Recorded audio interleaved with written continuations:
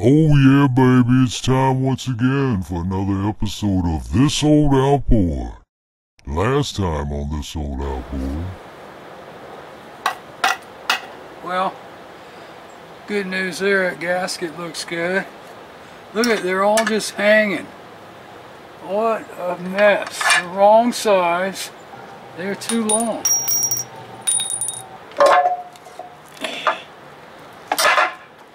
Can't see what's going on over there. Wow, look at that. The freaking wood screw in there. The goddamn wood screw. Here again, you know, I've said it so many freaking times. Take a good motor and screw it up. Just don't freaking get it. I'm gonna pull this thing out. You'll see that white wood screw hanging out. Unbelievable. Alright, I'm going to pick her up. Like I said, watch, you'll see that damn white screw. You see it? White wood screw hanging out.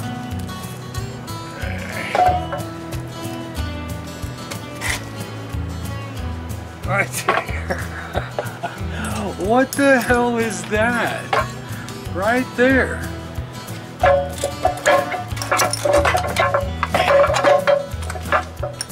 Stay.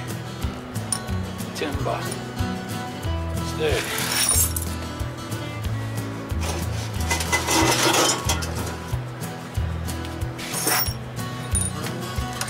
Alright, baby. Yep. 1, 2, 3, broken. Might be easy to get out, but shit. Oh God. So here's the mess we're looking at. Look at this mess. Like I said, I mean, something like this is such an easy fix. Why on earth? Why on earth do this? For a cheap gasket? I mean, come on. I mean, what kind of freaking moron? You know? What kind of a freaking moron? If you know anybody that does shit like this, slap them. Look. A freaking wood screw, concrete. Tapcon, deck screw, I don't know what the hell it is. Cram that up in there, trying to hold this damn thing down. So yeah, here's broke. Now this one sticking out far enough, might be able to get it out. These two, I don't have to beat on them, man. This thing here, I don't know what's going on in there. Let me see if I can get that out. Because it's too small. So it's up in there hanging on to something. I can tell you one thing, baby. Feels good working on the motor. Yeah, look, it's just hanging there. Okay, it looks like they tried to drill that one out and didn't get very far, so they went and just shoved this puppy up in there. It is telling me one thing, that this must have been a pretty good motor to, you know, go through all that crap. Must be a pretty good motor. Look at, came right out. I'm gonna give these a little taparoonie, just see what happens. They might just fall right out. Now this screwdriver had originally filed down for this purpose. I need to get the drill a little hole in it. This one's been drilled.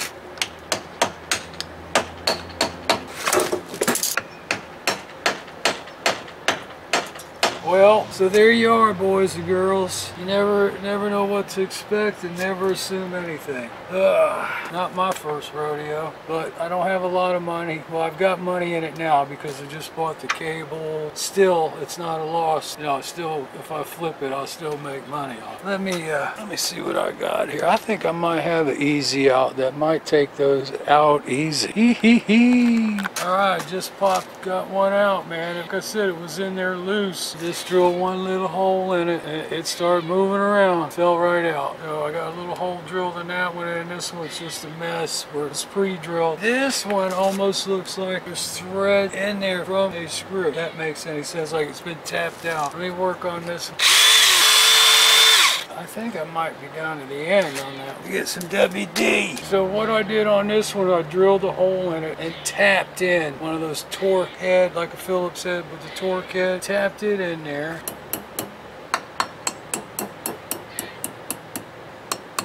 See if I can twist it out.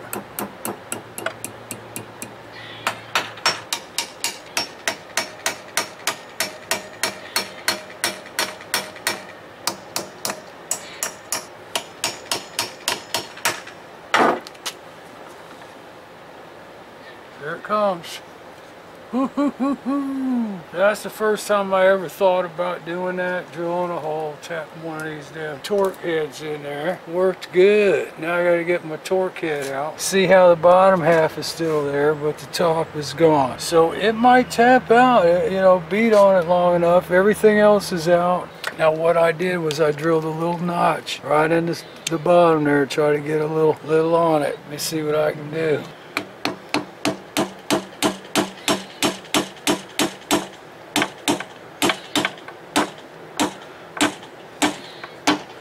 No, nothing is moving, making a bigger mess. Drilled up through the bottom of that thing. If I could bust it out in pieces.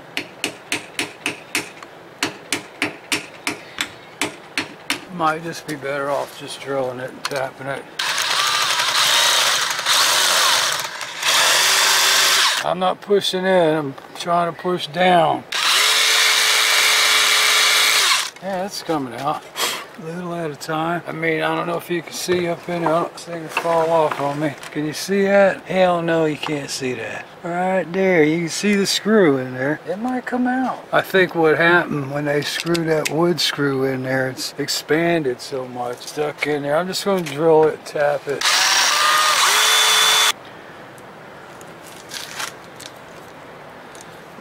Right. Oh.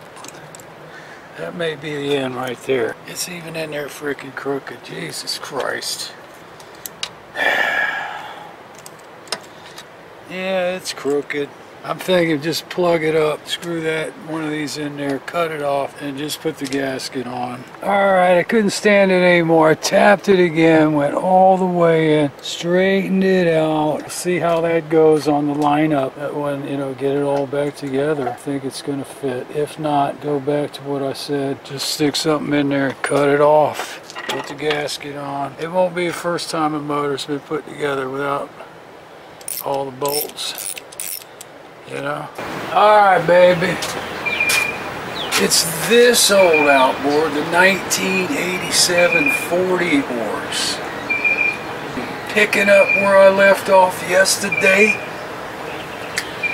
when the guy told me that something broke, but they fixed it, but he just went and bought another motor, a bigger motor. I don't know. You know, you always get these crazy stories on these old outboards.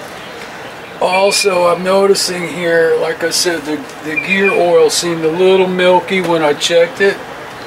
And the way it's leaning down here, it's been dripping a little bit. See if I can zoom in there for you. And coming right off here. See how wet it is, but it doesn't look milky, it just looks oily.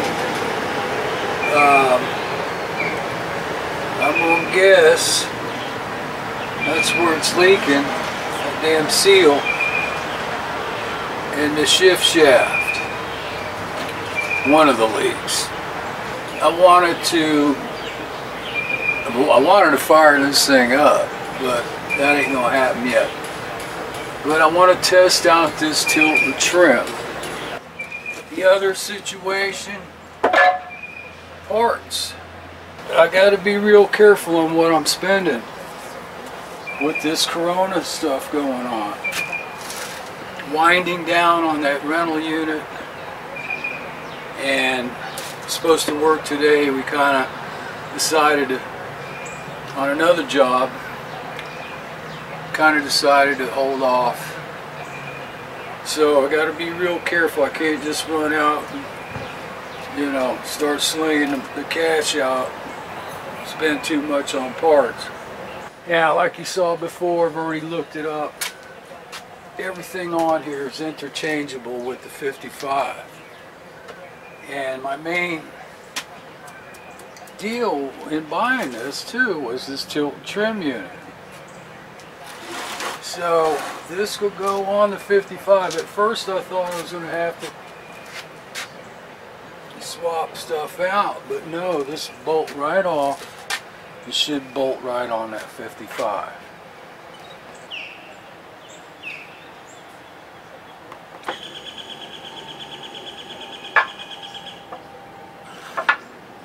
Oh, I just heard air come out, so.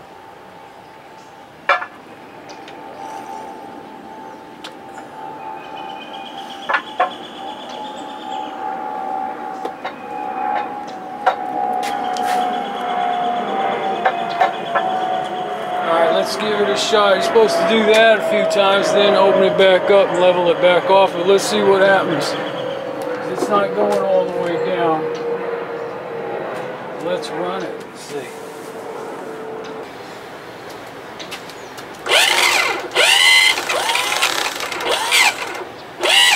Alright, that's down. That's what the guy said. He said you may have to give it a little assist.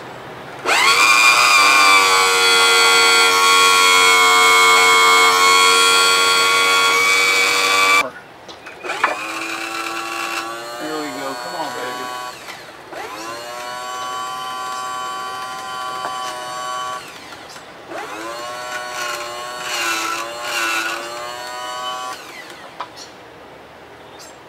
Alright, let me get some more fluid in it.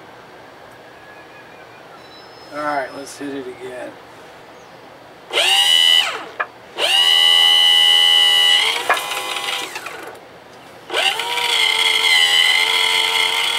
Yeah, I can see it bleeding out the top there.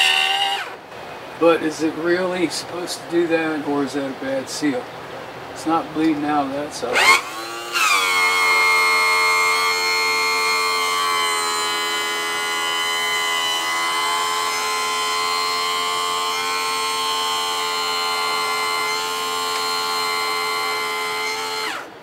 Wow.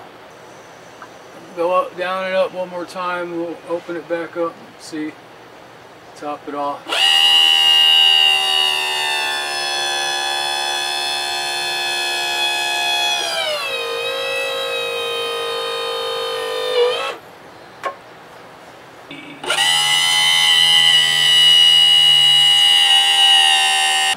Alright, so I just loosened up the fill screw. And just as one guy said in his video, you know, a bunch shot out and had air in it.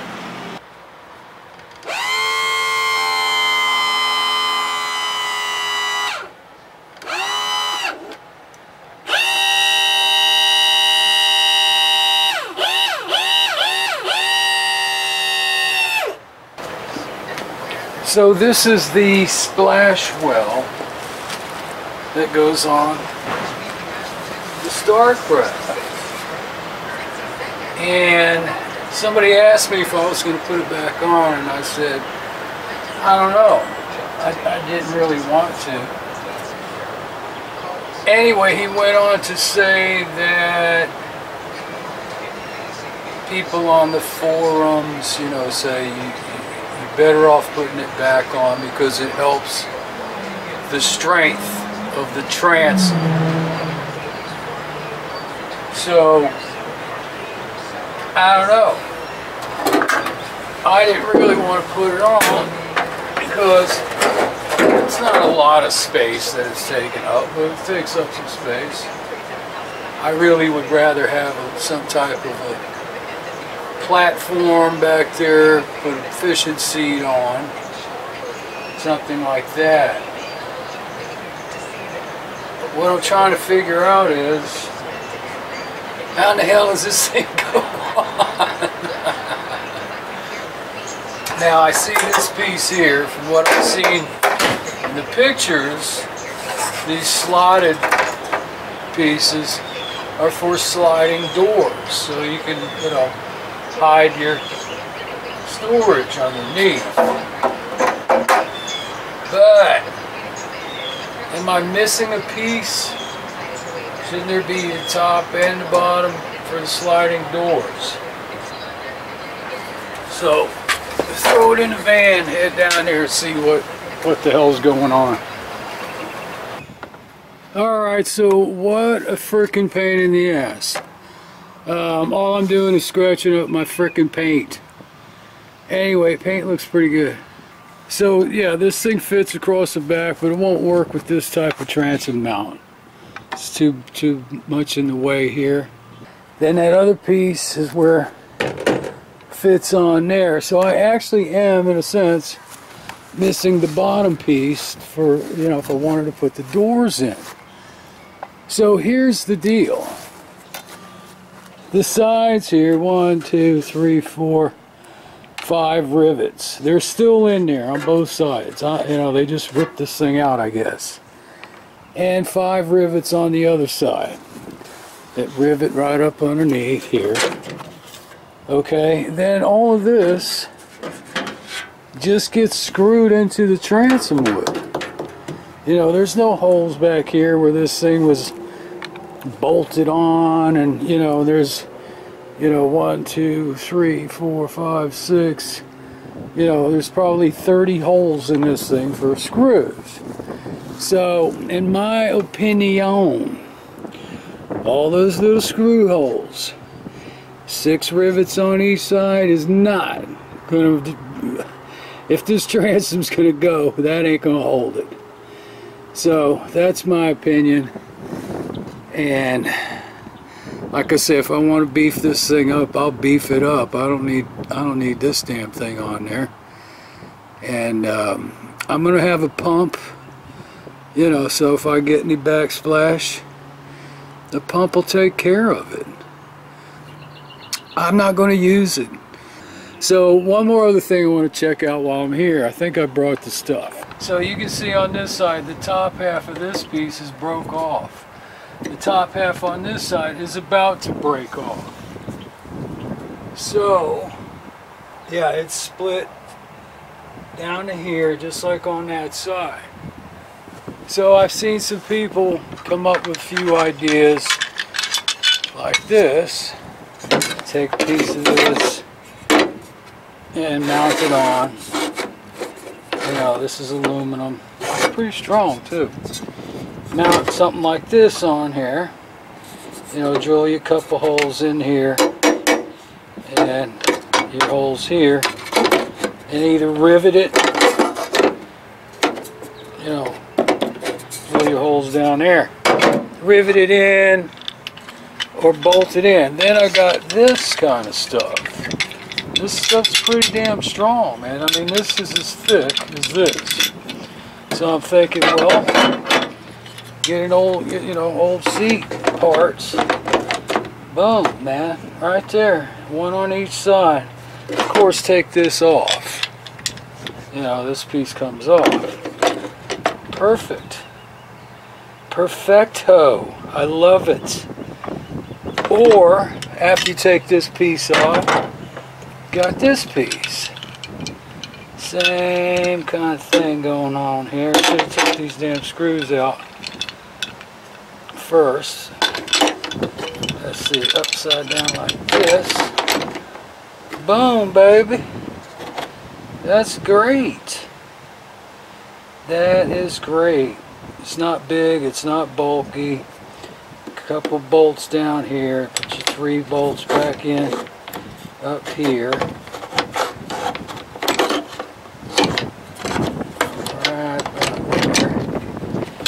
But I think this one might be better because it's a little bit longer. I get down here better to bolt it in. And then a couple of rivets up here at the top. Now, I also thought that I wonder if I should just take this piece off and do the same on the other side. Just cut these pieces off completely, or just put this right on top. I mean, the hole here on this side is broke all the way through. Anyway, that's from running them big ass frickin' motors on this thing. I'm digging that right there. 2 of these stainless steel bolts and spacer. I can cut some of this to use as a spacer piece back there. So this is, I think this is the way I'm going to go right here. Clean these up. Like I said, I like the longer one better. I think it's going to give me a little bit more.